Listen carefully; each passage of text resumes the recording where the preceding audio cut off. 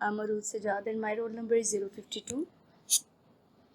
The topic I'm going to present that is developing a strategic model. First of all, I will explain the term strategy. Before explaining the term strategy, I will explain that what is the developing a strategic model, how we develop a strategic model, what this term explains in business organization or in business terms. So the term that is strategy. Strategy is an action that managers take to attain one or more of the organization's goal. Means कि हम लोग strategy को ऐसे define करते हैं business के term में कि एक कंपनी या फिर एक ऑर्गेनाइजेशन के गोल्स को अचीव करने के लिए मैनेजर्स जो एक्शन लेते हैं, जो टर्म्स अचीव करते हैं, उसको हम स्ट्रेटजी कहते हैं. कौन सी ऐसी स्ट्रेटजीज किस बेस पे, कौन से मिशन पे या कौन से गोल्स पे हम लोग वर्क करते हैं एक ऑर्गेनाइजेशन के अपने उसकी मैनेजमेंट के या कंपनी के जितने भी गोल्स हैं उसको अचीव करने के लिए. तो स्ट्रेटजी एक कम्बिनेशन ऑफ कम्पिटिटिव मूव्स और बिजनेस अप्रोचेस पे है. स्ट्रेटजी किस पे कंसिस्ट करती है? Combination of competitive moves and business approaches जो कि मैनेजर्स यूज करते हैं कंपनी को, ऑर्गेनाइजेशन को रन करने के लिए. ठीक है, जितने भी डिसीजंस, जितने भी एक्शंस लिए जाते हैं अकॉर्डिंग टू बिजनेस रिलेटेड या फिर कंपनी के, कि वो उसके विजन को, उसके मिशन को, उसकी गोल्स को अचीव करने के लिए हम एक प्लान बनाते हैं, एक प्लान ऑर्गेनाइज करते हैं उस कंपनी को रन करने के लिए, वो कहलाती है स्ट्रेटजी. Means strategy. अब हम डिफाइन करते हैं कि स्ट्रेटजी बेसिकली है क्या. What is the role of strategy? Strategy कैसे काम करती है? स्ट्रेटजी का रोल क्या है? क्या किरदार है स्ट्रेटजी का? तो जैसे कि हमने बताया कि एक ऑर्गेनाइजेशन के विजन को, ऑर्गेनाइजेशन की गोल्स को, ऑर्गेनाइजेशन के गोल्स को अचीव करने के लिए हम लोग स्ट्रेटजी बनाते हैं. तो इसी तरह रोल्स आ जाते हैं. Roles defined as corporate mission and objectives, corporate business functional operating plans. Like कि जितने भी ऑर्गेनाइजेशन के रिलेटेड, कंपनी के रिलेटेड जो मिशन है, जो उसके ऑब्जेक्टिव्स हैं बिजनेस को अचीव करने के, तो इसमें आ जाते हैं बिजनेस, आ जाते हैं बिजनेस की फंक्शनलिटी आ जाती है, बिजनेस के ऑपरेटिंग प्लान्स आ जाते हैं. वो सारे इसमें स्ट्रेटजी के रोल्स हैं. लाइक कि हम लोग अपनी ऑर्गेनाइजेशन, अपनी कंपनी को चलाने के लिए उसके कौन कौन से प्लान्स उसके देखते हैं, कौन से उसके ऑपरेशन प्लान्स हैं, कौन सी उसकी फंक्शनलिटी है, और कैसे बिजनेस के जो है वो ऑब्जेक्टिव्स और उसके मिशन, विजन वगैरह, गोल्स वगैरह कॉपरेट हो रहे हैं या अचीव कर रहे हैं. नेक्स्ट आ जाते हैं कि हाउ स्ट्रेटेजी वर्क्स. अब स्ट्रेटेजी वर्क कैसे करती है? पहले तो हमने देखा कि स्ट्रेटेजी होती क्या है, स्ट्रेटेजी का रोल क्या है. अब स्ट्रेटेजी बेसिकली वर्क कैसे करती है, तो सबसे पहले हम देखते हैं कि जैसे टर्म्स लिखी हुई है, where are we now, where do we want to go, how will get there. Like कि सबसे पहले वेयर वी आर नाउ, कि हम किसी भी देखें एक प्लान को बनाने के लिए, सबसे पहले एक ऑर्गेनाइजेशन को चलाने के लिए हम एक प्लान बनाते हैं. ठीक है, उस प्लान के अकॉर्डिंग हम स्ट्रेटेजी सेट करते हैं. अब पहली स्ट्रेटेजी कि हमने लाइक उसको देखना है कि हम वेयर वी आर नाउ, अभी हम कहाँ हैं. ठीक है, अब नेक्स्ट हमारा क्या प्लान है, where we want to go. अब नेक्स्ट हमारा कौन सा स्टेप होगा, हम किधर जाएंगे. ठीक है, और थर्ड है कि हम उसको कैसे अचीव करेंगे, how we will get there, हम उसको कैसे लेंगे. लाइक एक कंपनी के अकॉर्डिंग अगर देखें तो कंपनी का व्यू क्या होगा कि कैसे उसको ये मैनेज करेंगे, कैसे उसको गेट करेंगे. इस चीज़ को हम क्या कहते हैं? स्ट्रेटेजी के. लाइक एक ऑर्गेनाइजेशन में जब कोई काम, जब मैनेजर रन करता है और कंपनी को रन करने के लिए, तो वो स्ट्रेटेजी बनाता है. तो वो स्ट्रेटेजी सबसे पहले देखते हैं कि अब हम किस जगह पे हैं, हमने किधर, नेक्स्ट स्टेप हमने क्या लेना है, और हमने जिस चीज़ को अचीव करना है उसको करने के लिए फॉलोइंग स्टेप्स कौन से हैं. इस तरह हमारी स्ट्रेटेजी वर्क करती है. नेक्स्ट है हमारे पास the house that define a firm strategy. Like एक फर्म स्ट्रेटेजी कैसे डिफाइन करते हैं, उसमें हाउस के रेलिवेंट ऑल की क्यूरीज हैं. Like how to please customer. अब हमने एक बिजनेस करना है, ठीक है, ऑर्गेनाइजेशन चलानी है, तो उसमें हमने देखना है कि हम कस्टमर को कैसे खुश कर सकते हैं, कैसे कस्टमर के साथ डील करना है कि कस्टमर जो है वो उसको वो रिक्वायरमेंट फुलफिल हो, लाइक कस्टमर उसको अट्रैक्ट करे उसको वो चीज़. सेकंड है कि कैसे जो है वो एक मार्केट की कंडीशंस के अकॉर्डिंग या मार्केटिंग लेवल पे कैसे रिस्पॉन्ड करेगा, कैसे उसकी चेंजिंग्स लाएगा उसके अंदर. How to out compete rivals, how to grow the business. कैसे हमने राइवल्स, कैसे हमने अचीव करनी है, कैसे उस पर कम्पीट करेंगे, कैसे बिजनेस ग्रो करेगा, कैसे जो है हर इसकी बिजनेस की फंक्शनल पीस वर्क करेंगे, कैसे मैनेज करेंगे, और जितनी भी ऑर्गेनाइजेशन की जो कैपेबिलिटीज़ है ऑर्गेनाइजेशन, वो किस क्या क्या हमें ज़रूरत है उसको डेवलप करने के लिए.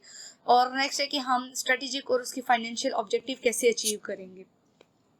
नेक्स्ट ये थी हमारे पास स्ट्रेटेजी की. लाइक स्ट्रेटेजी क्या है, स्ट्रेटेजी वर्क कैसे करती है, स्ट्रेटेजी के रोल क्या है, और एक फर्म के रिलेटेड स्ट्रेटेजी कैसे काम करती है. अब हमारे पास आ जाते हैं प्लानिंग मॉडल्स। बेसिकली हम देख रहे हैं कि developing a strategic model, strategic model हम कैसे डेवलप कर सकते हैं। तो सबसे पहले हमने स्ट्रेटेजी की टर्म समझी, अब हम उसके मॉडल्स को अंडरस्टैंड करते हैं कि स्ट्रेटेजिक मॉडल कैसे जो है वो डेवलप करता है। तो प्लानिंग मॉडल्स में सबसे पहले आ जाता है कि प्लानिंग मॉडल्स है क्या। Planning models set of variables classified as internal और external factors cause effect relationship. Like कि प्लानिंग मॉडल्स, अब देखिए जब हमने एक स्ट्रेटेजी सेट कर ली है, एक मॉडल देख लिया है, तो अब हमने उसको देखना है कि वो कैसे प्लान करना है और कैसे वो वर्क करेगा। तो लाइक जितने भी सेट ऑफ वेरिएबल्स हैं, लाइक वो इंटरनल या फिर एक्सटर्नल क्लासीफाई होते हैं, जो वेरिएबल्स हैं क्लासीफाई एज इंटरनल एक्सटर्नल, वो कैसे इफेक्ट करेंगे उसके रिलेशनशिप और उसकी कंसिस्टेंसी उन रिलेशनशिप के अकॉर्डिंग, ठीक है, उन रिलेशंस के अकॉर्डिंग उसकी कंसिस्टेंसी, कि इसके रिलेशनशिप को देखते हुए कि कैसे वो मॉडल जो है वो हमने प्लान करना और कैसे वो वर्क करेगा। अब नेक्स्ट मेरा टॉपिक है कि 3 लेवल्स ऑफ स्ट्रेटेजी। अब स्ट्रेटेजी के कुछ लेवल्स हैं जो कि इधर डिफाइंड है, जैसे फर्स्ट है कॉर्पोरेट लेवल, सेकेंड है बिजनेस लेवल एंड थर्ड है फंक्शनल लेवल। कॉर्पोरेट लेवल में आ जाते हैं कि highest level, like board of directors आ जाएंगे, चीफ एग्जीक्यूटिव ऑफिसर्स आ जाएंगे, एडमिनिस्ट्रेशन लेवल पे जो हाईएस्ट लेवल ऑफ जैसे ऑर्गेनाइजेशन के ना, उनमें आ जाते हैं कॉर्पोरेट लेवल। सेकेंड है हमारा बिजनेस लेवल पे आ जाते हैं, यानी लाइक ये इसको मिडिल लेवल कहते हैं। और थर्ड में हम फंक्शनलिटी लेवल को कहते हैं लोएस्ट लेवल। फर्स्ट जैसे उसके एग्जांपल उन्होंने दिए हुए कि बोर्ड ऑफ डायरेक्टर्स आ जाएंगे, चीफ एग्जीक्यूटिव ऑफिसर आ जाएंगे, एडमिनिस्ट्रेटर लेवल पे जितने भी ऑर्गेनाइजेशन है वो आ जाती हैं highest level like corporate level.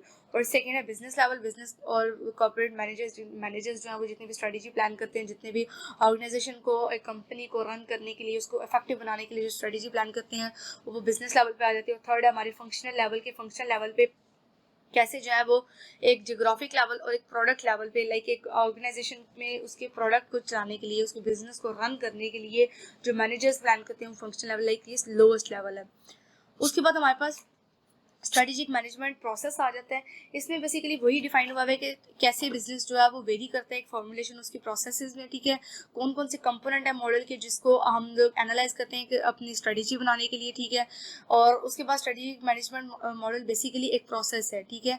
इसमें फ्लो ऑफ इंफॉर्मेशन जो कि किसके रिलेटेड जो हमने एनालाइज किया होता है अपने ऑर्गेनाइजेशन की गोल्स को अचीव करने के लिए, जो हमने प्रोसेस एनालाइज किए गए हैं वो स्ट्रेटेजिक मैनेजमेंट प्रोसेस में आ जाते हैं। अब इसको मैंने एक फ्लो चार्ट में एक्सप्लेन किया है कि लाइक सबसे पहले हमने देखना है कि हमने अपने ऑर्गेनाइजेशन के मिशन, विजन और गोल्स, इन 3 चीज़ों को इस्टेब्लिशमेंट करनी है, ठीक है, इन 3 चीज़ें। तो सबसे पहले इसके लिए हम एनालाइज करेंगे इसकी स्ट्रेंथ को, इसकी वीकनेस को, इसकी इंटरनल जितनी भी स्ट्रेंथ है, वीकनेस उसको, फिर हम इसके एक्सटर्नल फैक्टर्स देखेंगे, इसकी एक्सटर्नल अपॉर्चुनिटीज़ देखेंगे और थ्रेट्स देखेंगे। ये कैटेगराइज होता है एक स्मॉल टर्म दैट इज स्वॉट एनालिसिस। इसकी मैं आगे नेक्स्ट एक्सप्लेनेशन देती हूँ। उसके बाद आ जाता है हमने जब एक ऑर्गेनाइजेशन को चलाने के लिए सबसे पहले हम उसके देखते हैं कि इसका विजन क्या है, इसका मिशन क्या है, इसका गोल क्या है, फिर उसके लिए हम स्ट्रेटेजी सेट करते हैं, उसकी हम वीकनेस देखते हैं, उसकी हम स्ट्रेंथ देखते हैं, उसकी हम अपॉर्चुनिटीज देखते हैं, उसकी थ्रेट्स देखते हैं कि आया ये कंपनी में आगे जाके मार्केटिंग लेवल पे इसकी क्या क्या स्ट्रेंथ होंगी, किस बिना पे इसको जो है वो थ्रेट्स आ सकते हैं, कैसी ये ऑर्गेनाइजेशन चल सकती है। उसके बाद स्वॉट एनालिसिस के बाद हम लोग इसकी इम्प्लीमेंटेशन करते हैं स्ट्रेटेजी की, उसके बाद हम स्ट्रेटेजी कंट्रोल करते हैं। ये था एक फ्लो चार्ट में इसकी शॉर्ट समरी। नेक्स्ट हम लोग करते हैं कि phases of strategic management process. अब इसी स्ट्रेटेजिक मैनेजमेंट प्रोसेसेस के कुछ फेजेस हैं जो कैटेगराइज हुए हैं स्लाइड में, लाइक फॉर्मुलेशन है, इम्प्लीमेंटेशन है, कंट्रोल है। वही चीज़ कि फॉर्मुलेशन क्या होता है, फॉर्मुलेशन होता है कि लाइक हम उस चीज़ को प्रिपेयर करने का एक्शन, कोई भी कौन से ऐसे मटेरियल्स हैं, किन टर्म्स की बेसिस पे जो है वो हम फॉर्मुलेट कर रहे हैं उस स्ट्रेटेजी को, कौन सी हम लोग एक्शन, कौन से काम क्रिएट कर रहे हैं, कौन सी चीज़ें प्रिपेयर कर रहे हैं जिसके थ्रू जो है वो स्ट्रेटेजी सेट होगी हमारी। सेकेंड है हम उन्हीं चीज़ों को फिर एनालाइज करके, सर्च करके, मॉडिफाई करके, मॉड्यूलेट करके हम उसको फॉर्मुलेट करते हैं, फिर हम उन स्ट्रेटेजीज को कंट्रोल करते हैं। ये थे हमारे फेजेस जो इंपॉर्टेंट है स्ट्रेटेजिक मैनेजमेंट मॉडल में। अब इन्हीं सारी फेजेस और इन्हीं सारी पॉलिसीज पे, इन्हीं सारी लेवल्स पे हम लोग स्ट्रेटेजिक मैनेजमेंट मॉडल को करेक्टराइज करते हैं, जिसमें सबसे पहले हम लोग देखते हैं कि कंपनी का मिशन क्या है, का हमारा ऑब्वियसली कोई भी ऑर्गेनाइजेशन या फिर कोई भी मैनेजमेंट हम लोग जब ऑर्गेनाइज करते हैं तो उसका हम सबसे पहले मिशन सेट करते हैं कि आया इसका मकसद क्या है इस पीछे ऑर्गेनाइजेशन का। सेकेंड, हम उसकी एनालिसिस करते हैं, उसकी एक्सटर्नल इंटरनल फैक्टर्स देखते हैं, फिर हम उसके लॉन्ग टर्म और शॉर्ट टर्म ऑब्जेक्टिव्स देखते हैं, फिर हम उसकी पॉलिसीज इंपॉर्विंग एक्शन देखते हैं कि सोसाइटी में या उसकी पॉलिसीज क्या चीज़ है, फिर हम उसकी स्ट्रेटेजी कंट्रोल करते हैं, फिर हम उसका एनालिसिस करते हैं जैसे इंटरनल और एक्सटर्नल मैंने बताया। उसके बाद हम लोग इसका जेनेरिक ओवरव्यू करते हैं, फिर हम उसको रिकंस्ट्रक्ट करते हैं और रीजनरेट करते हैं और फिर उसके एक्शन और प्लान बनाते हैं। नेक्स्ट हमारे पास आ जाता है स्ट्रेटेजिक प्लानिंग। अब स्ट्रेटेजिक प्लानिंग क्या है बेसिकली, सबसे पहले हमने गोल्स एंड ऑब्जेक्टिव्स देखने हैं, हमारा गोल क्या है, हमारा ऑब्जेक्टिव क्या है। ऑफ कोर्स ऑब्वियसली हम लोग जब भी कोई चीज़ बनाते हैं सबसे पहले हम उसका गोल चेक करते हैं कि उसका गोल क्या है, उसका मकसद क्या है इस चीज़ को बनाने के लिए, क्या चीज़ हम लोग उसमें डेवलप करना चाह रहे हैं। फिर हम उसका एनालिसिस करते हैं, उसका स्वॉट एनालिसिस इसको टर्म का नाम देंगे कि उसमें एक मॉडल है स्वॉट एनालिसिस जिसको हम यहाँ पे डिफाइन कर रहे हैं, जो यहाँ पे टर्म के रिलेट कर रहे हैं इसके रेलिवेंट, कि उसकी क्या क्या उसकी स्ट्रेंथ है, क्या उसकी वीकनेस है, क्या उसके थ्रेट्स आ सकते हैं फ्यूचर में, क्या उसकी जो है वो वीकनेस है। उसके बाद हम उस स्ट्रेटेजी को एनालाइज करने के बाद हम उसको इम्प्लीमेंट करते हैं, फिर हम उसकी मेजरमेंट्स करते हैं, फिर हम उसको इवेल्युएट करते हैं और नेक्स्ट हमारा वो डेवलप हो जाता है। उसके बाद हम लोग देखते हैं कि कुछ इफेक्टिव स्ट्रेटेजिक प्लानिंग मॉडल्स हैं जिसके बेस पे हम स्ट्रेटेजी सेट करते हैं। तो वो मॉडल्स हम सबसे पहले स्ट्रेटेजी मैप, स्वॉट analysis, best mode, balance scorecard, gap planning, ये हमारे इफेक्टिव स्ट्रेटेजिक प्लानिंग मॉडल्स हैं। तो स्ट्रेटेजी मैप, सबसे पहले हम एक मैप सेट करते हैं, उसमें हम अपने ऑब्जेक्टिव्स, अपने गोल्स और अपने विजन्स वगैरह चेक करते हैं, ठीक है। उसके बाद यहाँ पे आ जाता है हमारे पास नेक्स्ट स्वॉट एनालिसिस। स्वॉट एनालिसिस बेसिकली ये एनालाइज करता है बिजनेस के, हमारे ऑर्गेनाइजेशन के, उसमें उसकी स्ट्रेंथ्स और उसकी वीकनेस को। तो इसमें हम एक टर्म डिस्कस करेंगे बेंचमार्किंग। बेंचमार्किंग बेसिकली क्या है ये डिफाइन करता है, ये एक हमारे कि एक हाउ एक कंपनी जो है उसकी बेसिक फंक्शंस और उसकी स्किल्स को हम लोग कंपेयर करते हैं दूसरी कंपनी के साथ, ठीक है। बेंचमार्किंग क्या होता है कि अपनी एक कंपनी को दूसरी कंपनी के साथ उसकी स्किल्स को, उसकी फंक्शंस को, उसकी वेरिएबल्स को, उसकी प्रोसेसिंग को हम कंपेयर करते हैं, ठीक है। फिर जो बेंचमार्किंग का गोल होता है उसको थॉरली हम लोग अंडरस्टैंड करते हैं, उसकी फर्म्स को और उसके एक्शंस, फिर उसको अच्छे उसकी परफॉर्मेंस को अचीव करने के लिए उसकी कॉस्ट भी लोअर हो और उसकी परफॉर्मेंस भी अच्छी जो बेटर परफॉर्मेंस को अचीव करने के लिए हम बेंचमार्किंग टर्म को एक्सप्लेन करते हैं। उसके बाद हम स्वॉट एनालिसिस देखते हैं। स्वॉट एनालिसिस बेसिकली क्या है कि स्ट्रेंथ, वीकनेस, अपॉर्चुनिटीज और थ्रेट्स जो हमारी स्ट्रेटेजी को फॉर्मुलेट करने में हेल्प करती है उसका कंपैरिजन है स्वॉट एनालिसिस, ठीक है।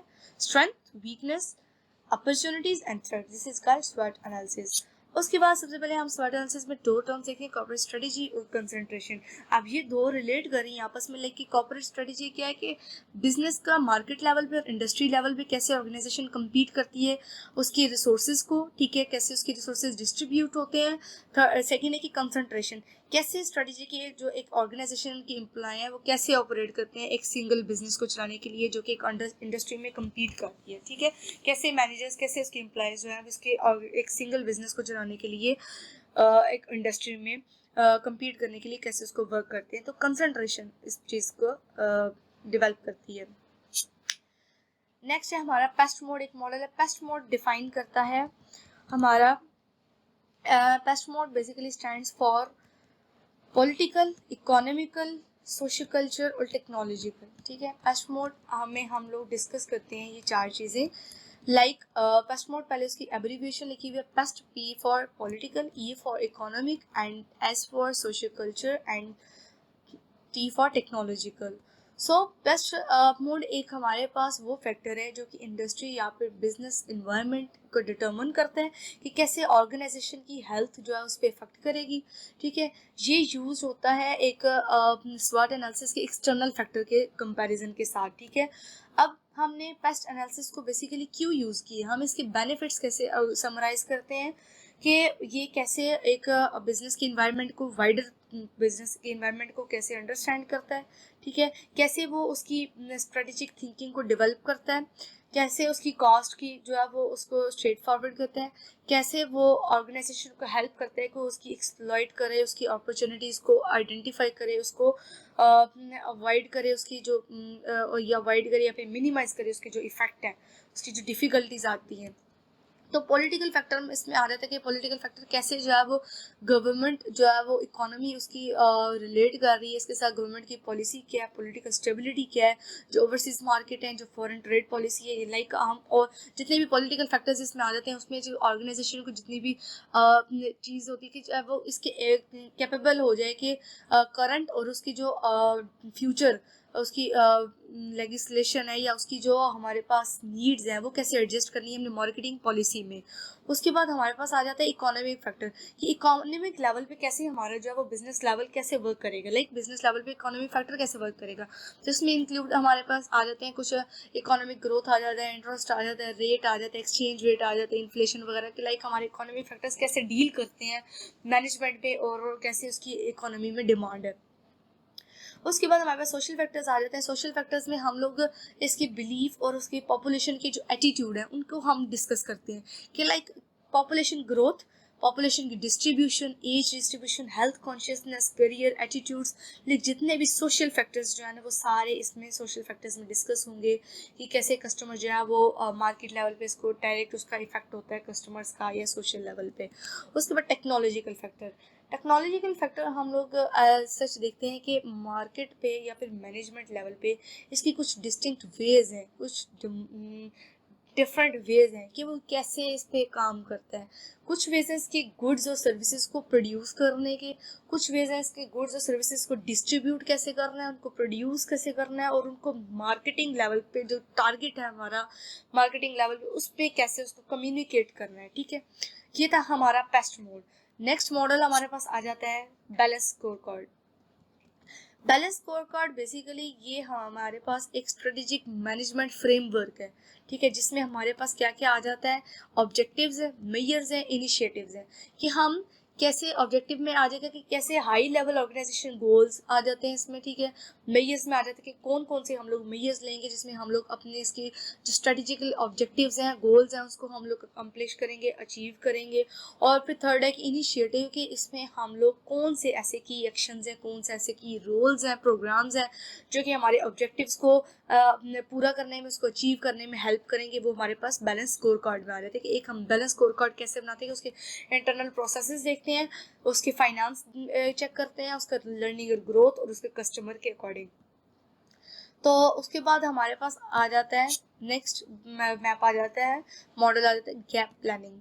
अब गैप प्लानिंग यहाँ पे क्या है, तो गैप प्लानिंग यहाँ पर डिस्कस ऐसे होता है कि गैप प्लानिंग एक टर्म है जो कि रेफर करती है एक नीड गैप एनालिसिस में, नीड असेसमेंट में कि स्ट्रेटेजिक प्लानिंग गैप क्या है हमारा। तो ये यूज़ होता है कि ऑर्गेनाइजेशन बेसिकली अभी कहाँ है, क्योंकि उसको कंपेयर करने में, where it wants to be कि इसको कहाँ जाना चाहिए, नेक्स्ट कहाँ जाना चाहता है, how to bridge the gap between, और इसमें हम लोग कैसे गैप जो है वो ब्रिज कैसे ऑर्गेनाइज करेंगे, कैसे क्रिएट करेंगे। बेसिकली ये एक प्राइमरी गैप है जो कि आइडेंटिफाई करता है इंटरनल या फिर एक्सटर्नल जो डेफिशिएंसीज हैं उनको आइडेंटिफाई करता है गैप एनालिसिस। ठीक है, तो गैप एनालिसिस में हम गैप प्लानिंग में हम लोग ये भी देखते हैं कि एक रिसर्च के अकॉर्डिंग एक चेंज एजेंडा है या फिर शिफ्ट चार्ट है, ठीक है, जिसमें हम लोग सिमिलर एक चेक करते हैं कि उसकी गैप प्लानिंग क्या है कि ये दोनों जो उसकी कि वेयर यू आर नाउ और where you want to go, कि आप कहाँ हैं और कहाँ जाना चाहते हैं, उसकी सारी प्लानिंग प्रोसेस है उनको कंसिडरेशन में जो आ जाती है। सिमिलर गैप प्लानिंग उस टर्म को एक्सप्लेन करता है। तो इसमें हम लोग लाइक देखते हैं कि गैप एनालिसिस हमारा क्या है कि करंट स्टेट हमारी क्या है, हम किस करंट स्टेट में खड़े हैं उसको एनालाइज करना है, और फिर हमारी फ्यूचर डिजायर्ड स्टेट क्या है, अब इसको हमारी कौन से ऐसे हमने प्लान्स करने हैं, कौन से ऐसे प्रोसेस करने हैं कि जो इसमें अचीव होंगे अपने डिजायर्ड स्टेट को अचीव करने में।